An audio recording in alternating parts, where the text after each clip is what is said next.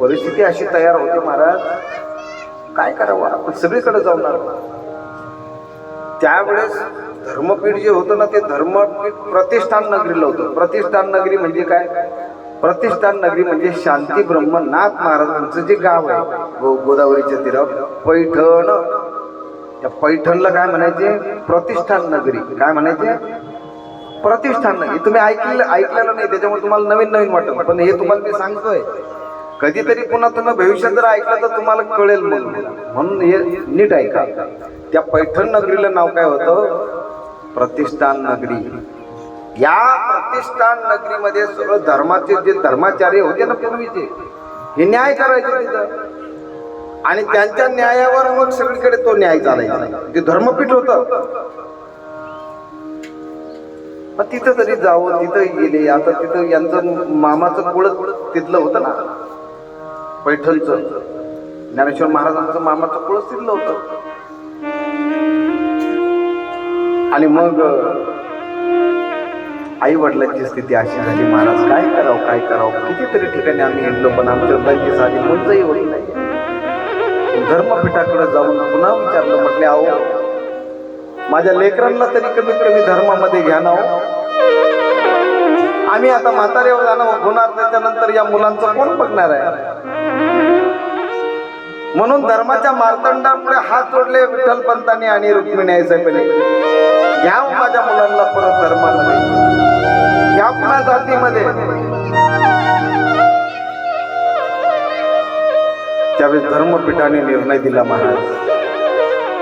धर्मपीठाच्या मार्तंडाने सांगितलं की तुम्ही गृहस्थ आश्रम स्वीकारला, लग्न केलं, नंतर बायको टाकून तुम्ही काशीला गेला, तुम्ही संन्यास स्वीकारला, नंतर तुमच्या मनाने पुन्हा संन्यास टाकून दिला, पुन्हा बायको श्रीराज झाले, पुन्हा लेकरं बाळ झाले. अरे तुम्ही धर्म बुडवला म्हटले, तुम्हाला कसं माफ करायचं? धर्मशास्त्रामध्ये याची शिक्षा, याचा प्रायश्चित्त फक्त एकच आहे म्हटले. विठ्ठल पंत रुक्मिणी असेल म्हटले, तुम्ही सांगाल ती शिक्षा आम्ही भोगायला तयार आहे, पण आमच्या लेकरांना मात्र पुन्हा जातीमध्ये घ्या. हे मी कुणाचं सांगतोय? ज्ञानोबांच्या मायबापाचं सांगतोय.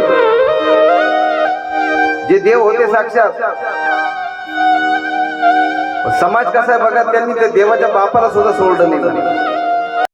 तुमचं आमचं काय घेऊन बसले? हे सगळे लोक तुम्हाला आम्हाला चांगलंच म्हणले पाहिजे असं काही नाही, आपण चांगलं पाहिजे. जग काय महाराज, जग कधी कुणाला पटकन नाव ठेवून मोकळं होतं.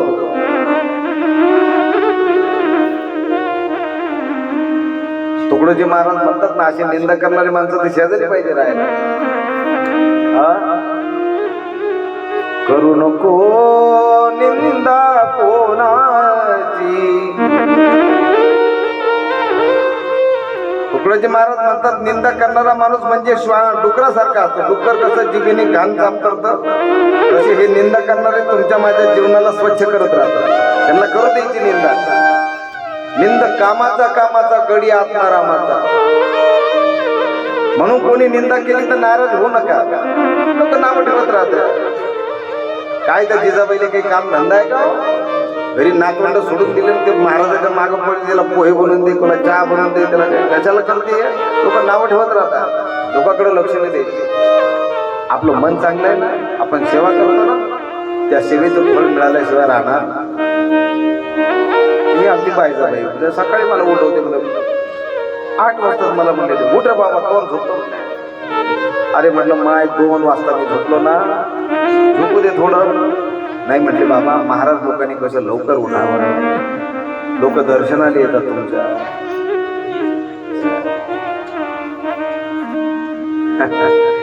आमची माय जशी बोलते ना तशी बोलती ती मायाशी.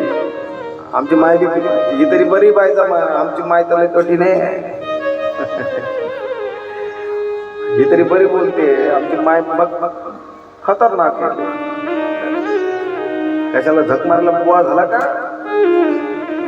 असं कशात बोलले असते.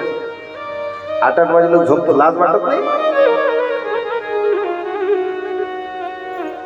जे ज्ञानाचा करुटा ते सेवा हा दारवंटा जे स्वाधीन करी सुमटा ओळखून सेवा रूपी उंबरठातून जावंच लागतं तर देव दिसतो, नाही तर दिसतच नाही. काहीच करायचं नाही, देव कसं काय दिसणार? नाही दिसणार.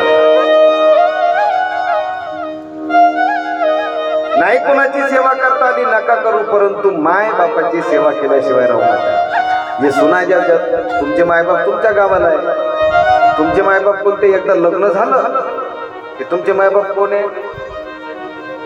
सासू आणि बुडा आणि बुडी का नाही? बुडकी बुडकी तुमच्याकडे काय म्हणतात? बोडकी बोडकी. त्या बोडकीला तुम्ही किती शिवा द्या, किती शिवा द्या, पण 5 वाजता तिला चहा द्या. अरे मर घे बशी आपण द्या पण द्या, आहे का नाही? नाहीतर इकडे भागवत ऐकायचं, सकाळी भागवत, रात्री भागवत, घरी गेलं का सासूची नीट बोलायचं नाही, सासूला काही कशाला मरायला ऐकता. हे खरं का नाही? ज्याला हे नीट वागता येत नाही ना त्यांनी भागवतात यायचंच नाही, इथं यायचंच, येऊन बसायचंच नाही, तिकडं तर पडायचं कुठं. ज्याला सासू मध्ये देव दिसत नाही, सासऱ्यात देव दिसत नाही, त्याला आमच्यासारख्या बुवामध्ये काय दिसायचं आहे? दिसल का?